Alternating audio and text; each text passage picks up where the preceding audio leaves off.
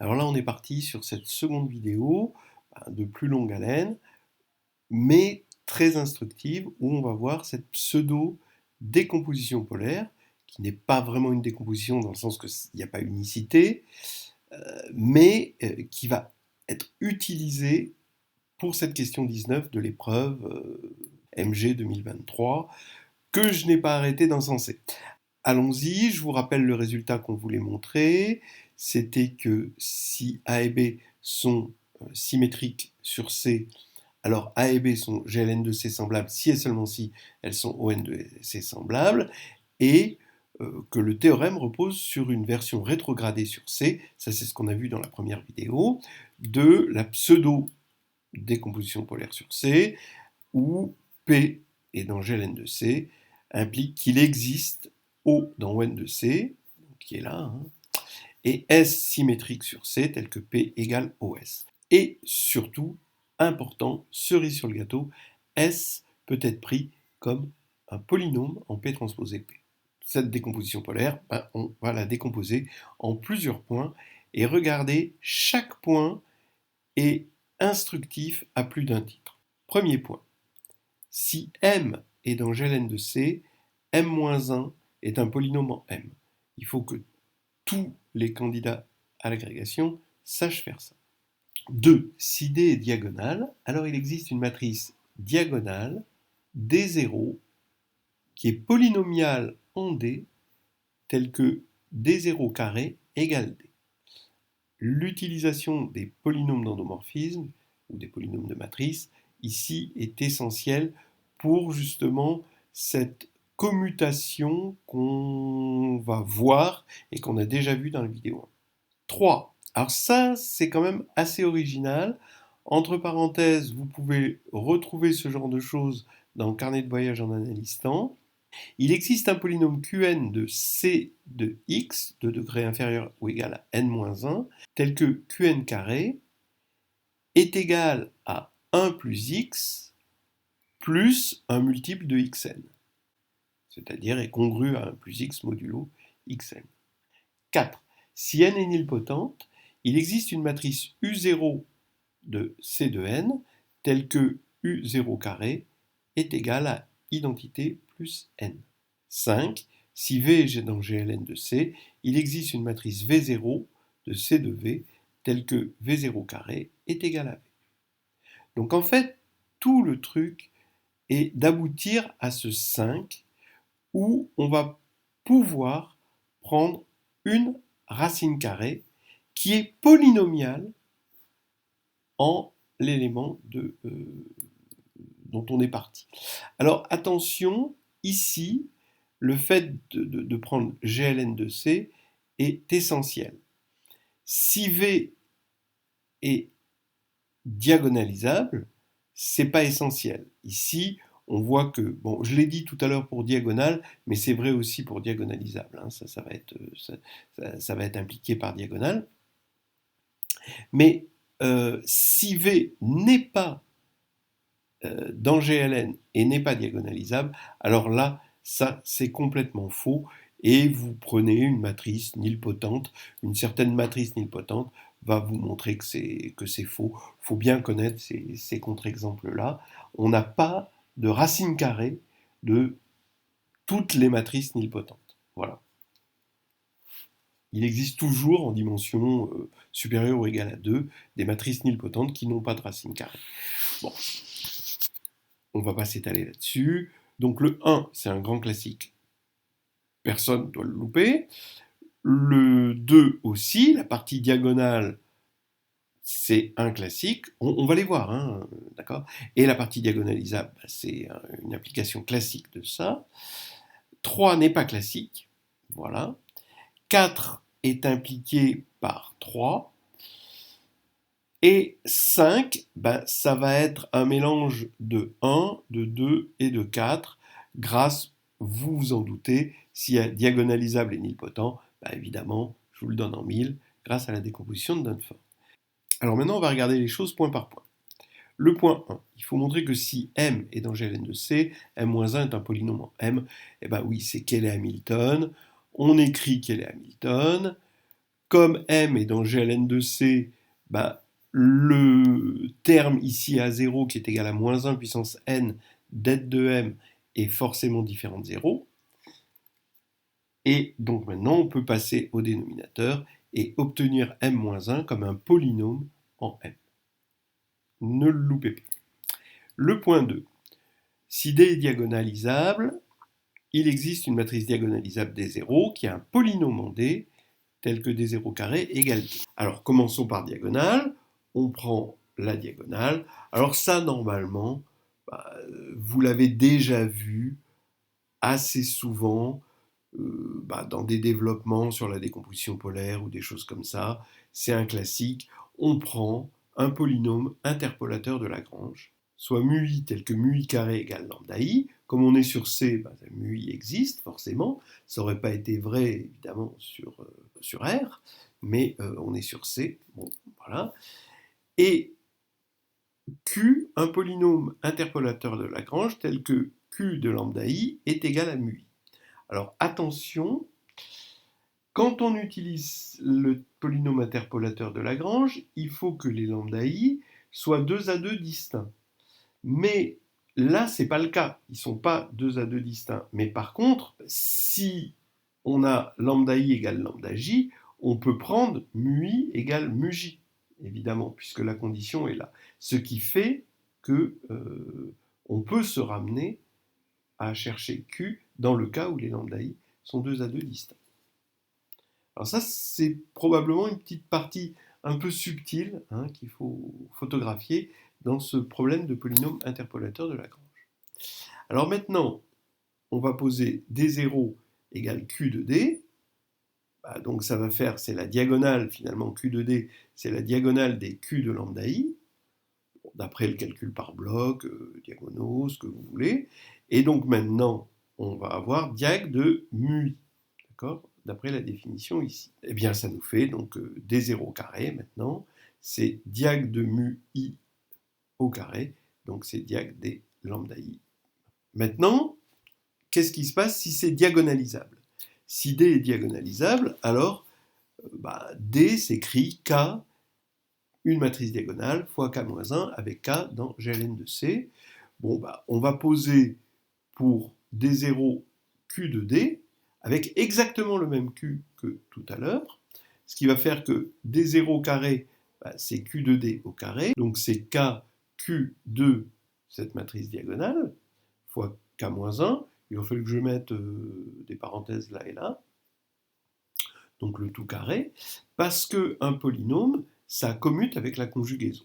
Ça, c'est quelque chose qu'il faut absolument comprendre quand vous passez Q de K, une matrice fois Q-1, c'est K, Q de la matrice K-1. Voilà. Et donc ici, ça fait D0 carré. Là, on va avoir le diag des Q de lambda i, donc des mu i. Voilà. K-1. Et quand on met au carré, le carré passe ici sur la matrice au milieu. Et ça, évidemment, c'est diag des lambda i. Et on va retrouver D ici. Donc on a bien trouvé une matrice qui va jouer le rôle d'une racine carrée de D et qui est polynomiale en D.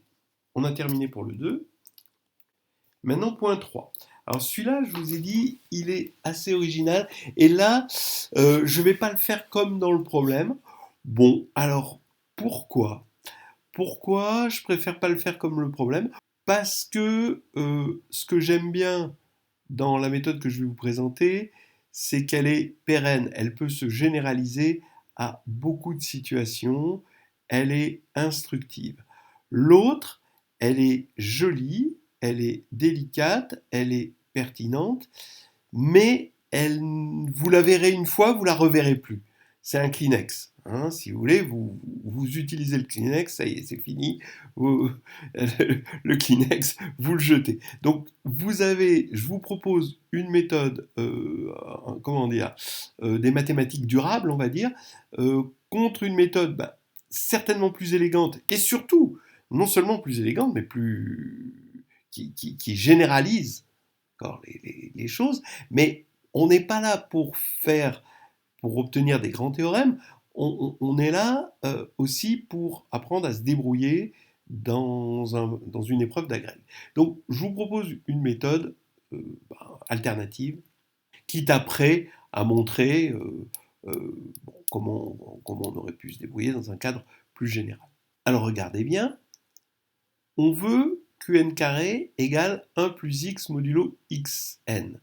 En gros, ça veut dire que qn, ce serait la racine carrée, on va dire des bêtises, mais c'est pas grave. Qn, ce serait racine carrée de 1 plus x modulo des xn. Eh bien, en fait, on se rend compte que ce truc-là, c'est la version algébrique, ce résultat qu'on propose, c'est la version algébrique du développement limité, vous voyez, qui est polynomial ici, ça va être ça notre polynôme, de racine de 1 plus x. Alors regardez comment ça se passe. Hein, on écrit ce développement limité là, avec un petit o de xn-1. Donc je le fais, développement à l'ordre n-1. Bon, je prends x entre moins 1 et 1. Le tout, c'est que j'ai un voisinage ouvert autour de 0. Donc, maintenant, quand je passe le petit o de l'autre côté et que je mets au carré, ça va faire ceci. Avec un autre petit o, hein, mais c'est un petit o quand même, de x puissance n-1.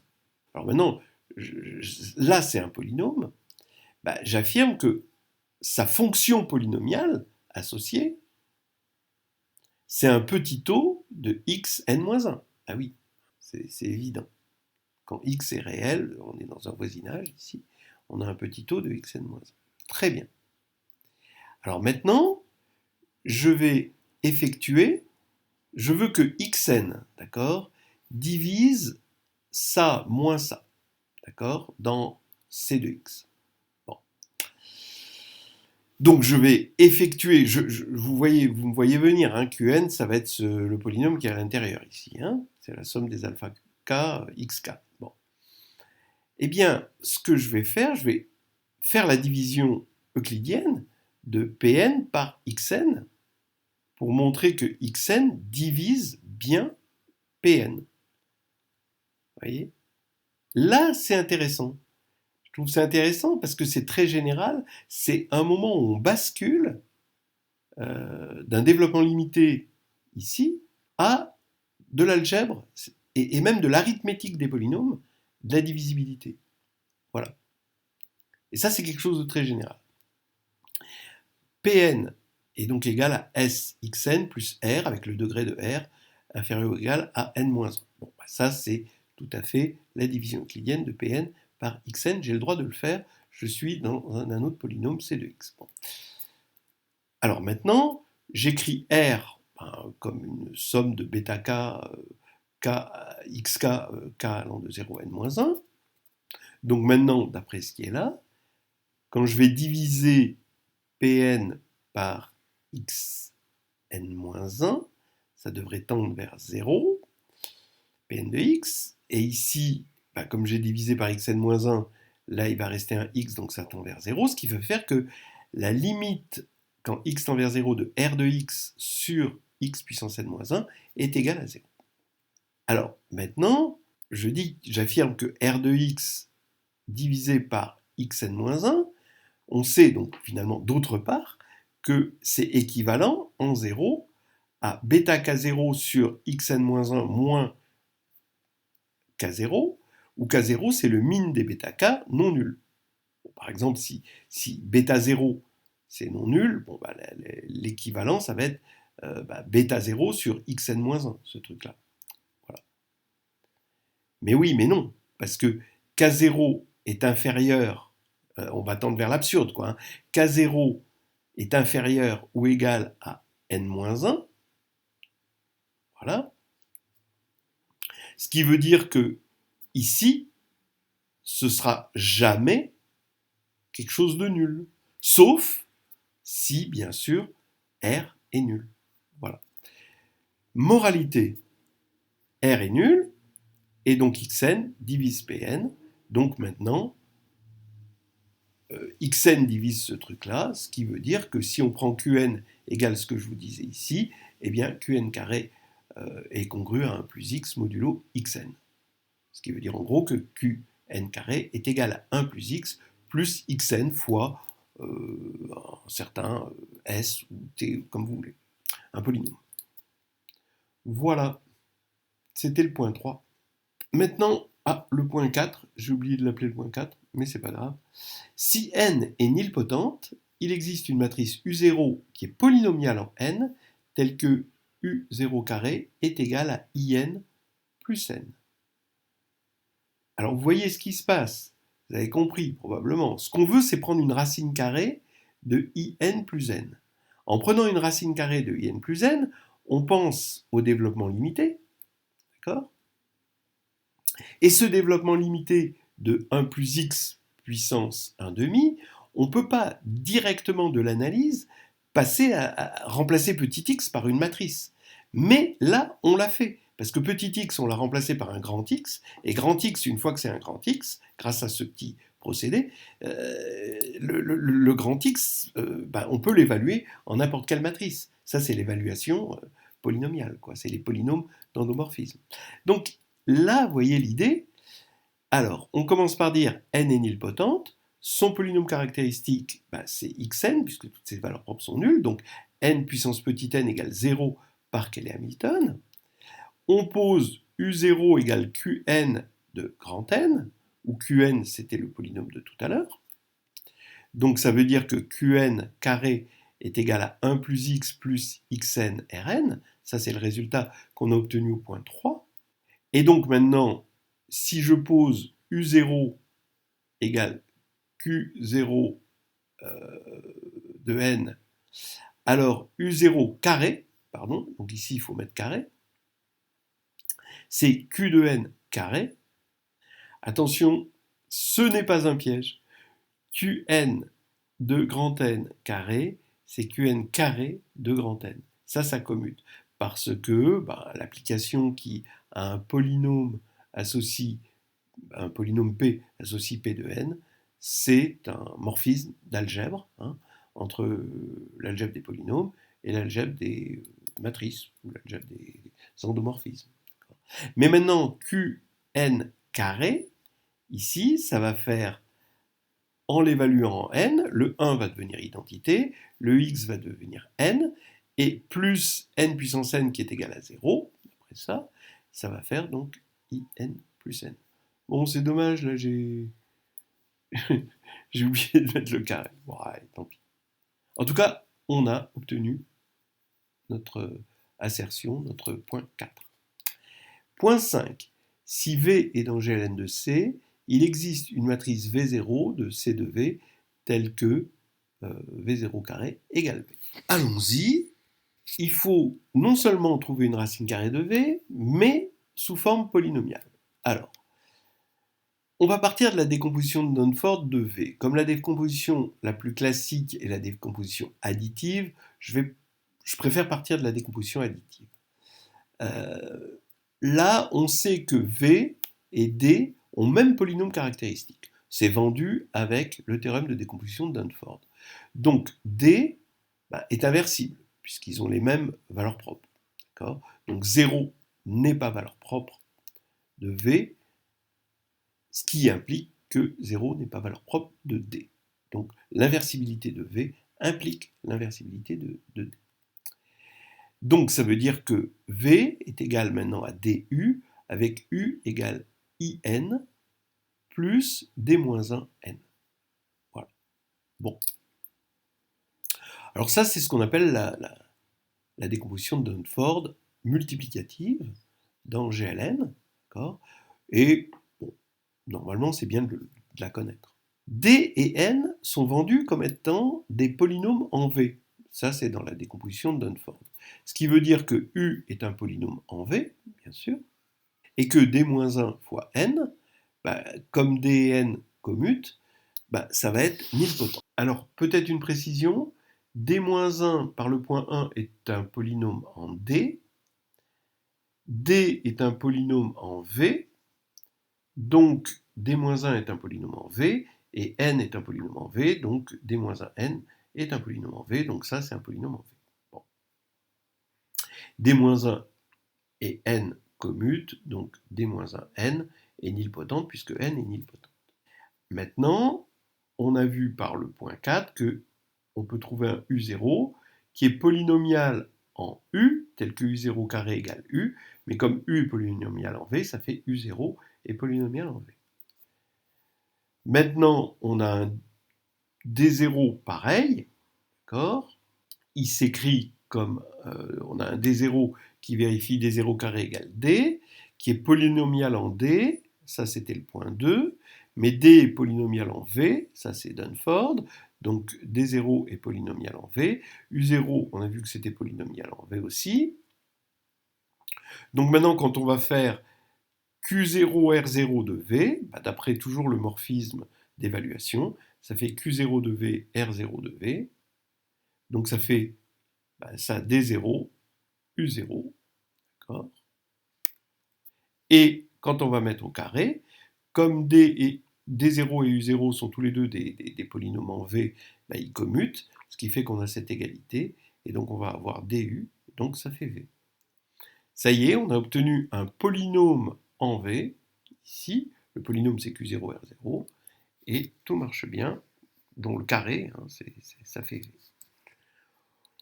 Voilà, on va être récompensé de nos efforts, on a démontré tout ça, et maintenant, on va montrer le théorème de pseudo-décomposition polaire sur C. C'est typique de petites choses qu'on doit savoir faire, comme l'utilisation de Dunford, savoir à quel moment on utilise Dunford. Vous voyez, on vous fait démontrer quelque chose sur les diagonales lisables, on vous fait démontrer des choses sur des unipotents ou des nilpotents.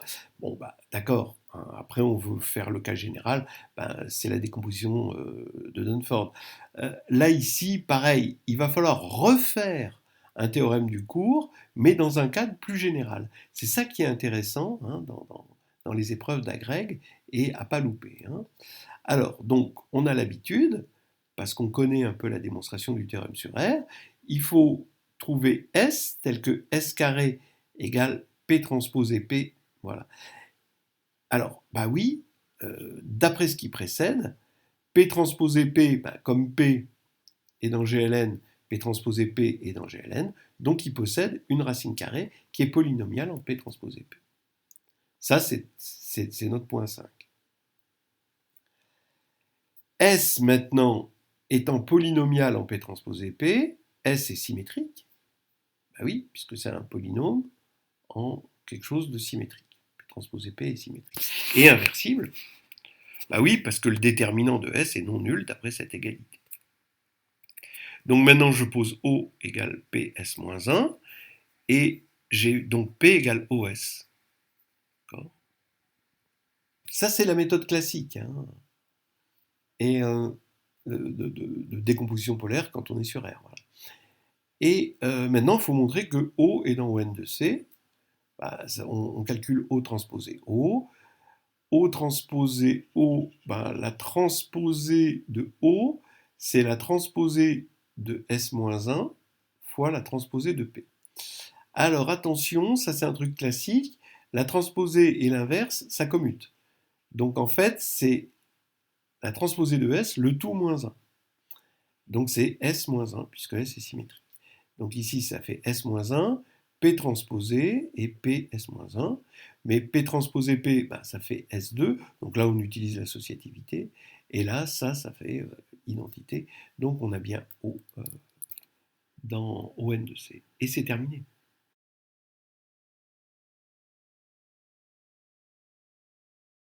Alors maintenant, c'est pas tout à fait fini. On va faire un épilogue. Si K est un corps de caractéristiques différentes de 2 et quadratiquement clos, tout continue à marcher. Hein. On a ce théorème-là de pseudo-décomposition polaire sur K.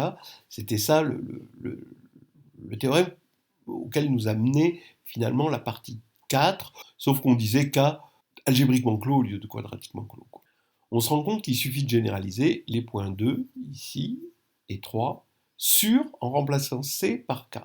Alors, le point 2, bah, c'est évident parce qu'il suffisait de prendre des racines carrées. C'était l'existence de racines carrées. Ben, comme le corps est quadratiquement clos, c'est bon. Voilà. On n'a même pas besoin qu'il soit de caractéristiques différentes de 2. Maintenant, le point 3, c'est lui qui impliquait directement le point 4, hein, sans autre forme de procès. Il faut le trouver sur K. Là, c'est un petit peu plus difficile.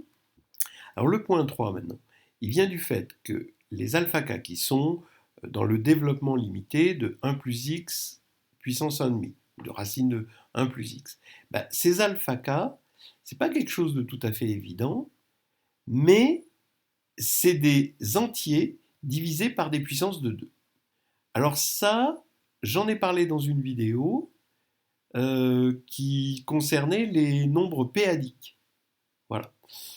Mais dans le problème, le concepteur du problème nous amène à une astuce très élégante. Voilà, c'est une astuce, hein, mais très élégante pour montrer ce résultat-là. Alors, ça veut dire quoi? D'abord, si K était de caractéristique nulle, bon, alors Q est inclus dans K, c'est ça la caractéristique nulle. Et donc le point 3 se généralise, puisque les éléments alpha K, ils sont dans Q, donc ils sont dans K, donc notre polynôme est à coefficient dans K. Donc il n'y a pas de problème. Maintenant, si on a K qui est de caractéristique P, alors P est différent de 2, alors regardez ça, on multiplie Qn par une puissance de 2, le Qn qu'on a trouvé. Donc maintenant, une puissance de 2 assez grande pour pouvoir annuler tous les dénominateurs qui sont là. Donc ça va nous faire un polynôme Q1, tel que Q1 carré, bah, au lieu d'avoir 1 plus x, on aura 2 puissance un certain m, hein, voilà, et on aura égalité modulo xn z de x. Maintenant, on passe dans z. D'accord ? Alors, l'avantage de passer dans z, c'est que si k est de caractéristique p différente de 2, on va trouver un polynôme q ici, de z sur pz de x. Donc, le fait que k soit de caractéristique p, ça veut dire que z sur pz de x, ça va être inclus dans k de x. Et là, 2 est inversible, donc je peux inverser ici, et je vais avoir un polynôme tel que q2 est égal à 1 plus x, d'accord, voilà, modulo l'idéal ici. Alors, est-ce que j'ai besoin du fait que 2 est un carré ou pas? De toute façon, comme K est quadratiquement clos, 2 il sera toujours un carré dans K, donc on peut toujours s'en sortir. Voilà, et donc là maintenant, bah, c'est terminé, on a notre point 3. Voilà, ça c'était un petit épilogue, parce que je voulais travailler sur C, mais je ne voulais pas perdre le point de vue du problème. J'ai juste sauté, vous pourrez revoir cette partie 4 après. J'ai juste sauté quand même un point que j'ai trouvé sympathique, vraiment, je vous conseille de le regarder, mais Kleenex quand même. Voilà. Allez, c'est terminé.